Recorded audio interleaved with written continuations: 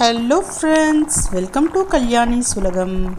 இன்றைக்கி இந்த வீடியோவில் வாயில் வச்ச உடனே வழுக்கிட்டு போகிற மாதிரி ஒரு சூப்பரான ஸ்வீட் ரெசிபி தான் செஞ்சு காமிக்க போகிறேன்.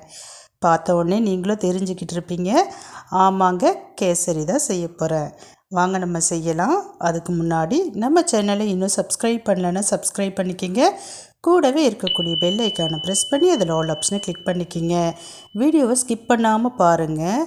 எந்தெந்த பொருளை எந்தெந்த அளவுகளில் சேர்க்குறேன் அப்படின்றத நோட் பண்ணிக்கிங்க. அதே அளவுகளில் அப்படியே செஞ்சிங்கன்னா சூப்பராக நீங்களும் செய்யலாம். இப்போ நம்ம செய்ய ஸ்டார்ட் பண்ணலாம். நான் ஃபஸ்ட்டு ரவையை வறுத்து எடுத்துக்க போகிறேன். 1/2 கிலோ ரவை எடுத்திருக்கேன். நாகா ரவை தாங்க எடுத்திருக்கேன். நீங்கள் எந்த பிராண்டட் வேணாலும் யூஸ் பண்ணிக்கிங்க. பட்டு எப்படிப்பட்ட ரவையாக இருந்தாலும் ஃபஸ்ட்டு நல்லா வறுத்து எடுத்துக்கணும். பொறுமையாக வறுத்து எடுத்துக்கணும். இந்த வறுக்கிற ப்ராசஸ் அப்படிங்கிறது ரொம்ப ரொம்ப இம்பார்ட்டன்ட். நல்லா பொறுக்க வறுத்து எடுத்துக்கணும். அதனுடைய கலர் பார்த்திங்கன்னா லைட்டாக சேஞ்ச் ஆகிருக்கணும். அந்த அளவுக்கு வறுத்து எடுத்துக்கலாம். இப்போ நான் வறுத்துட்டேன். வறுக்கிறப்பவே ஒரு பவுலில் மெஷர் பண்ணிக்கோங்க. ஒரே பவுலை பார்த்திங்கன்னா யூஸ் பண்ணிக்கோங்க. தண்ணி ஊற்றுறதுக்கும் சரி, சர்க்கரையை பார்த்திங்கன்னா போடுறதுக்கும் ஒரே பவுலை யூஸ் பண்ணிக்கோங்க. இப்போ நான் எந்த பவுலில் ரவையை அளந்து எடுத்தனோ அதே பவுலில் 3/4 பங்கு அளவுக்கு தண்ணி எடுத்துக்கிறேன். 1 பங்கு ரவைக்கு 3/4 பங்கு அளவுக்கு தண்ணி எடுத்துக்கிறேன்.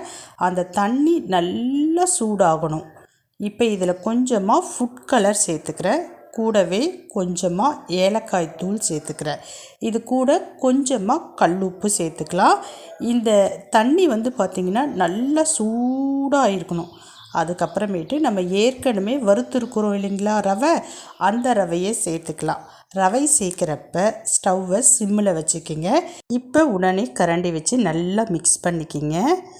லைட்டாக சின்ன சின்ன கட்டிகள் இருந்தாலும் நம்ம மிக்ஸ் பண்ணுறப்ப உடனே அது உடஞ்சி நல்லா மிக்ஸ் ஆகிடும்.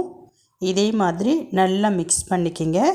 கண்டிப்பாக எந்த இடத்துலையும் ரவை உருளையாவோ இல்லாட்டி கட்டியாவோ ஆகிறதுக்கு வாய்ப்பே கிடையாது. நல்லா பார்த்திங்கன்னா மிக்ஸ் ஆகிடும்.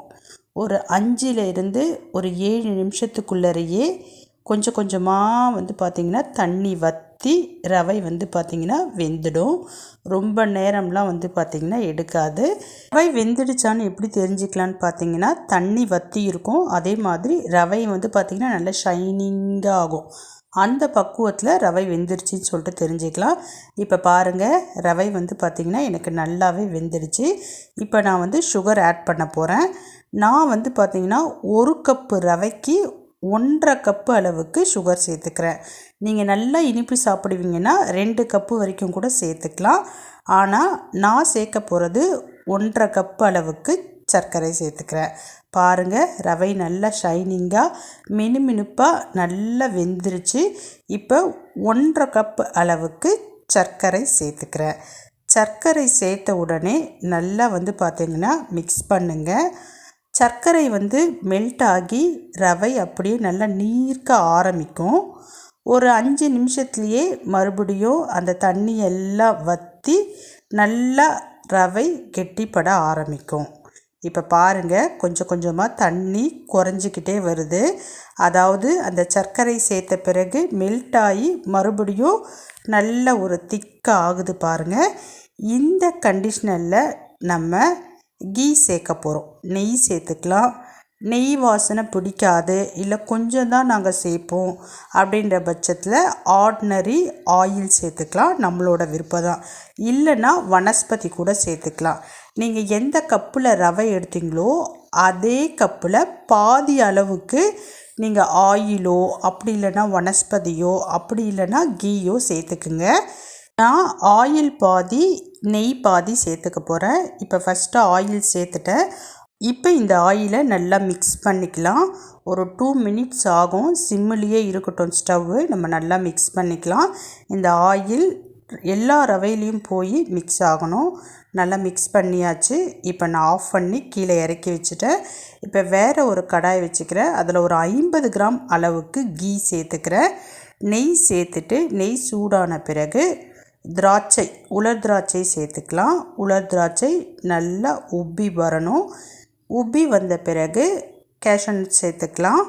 அது லைட்டாக ஃப்ரை ஆகணும். இப்போ இறக்கி வச்சுருக்கிற கேசரியில் நம்ம இந்த முந்திரி பருப்பையும் திராட்சையையும் சேர்த்துக்கலாம்.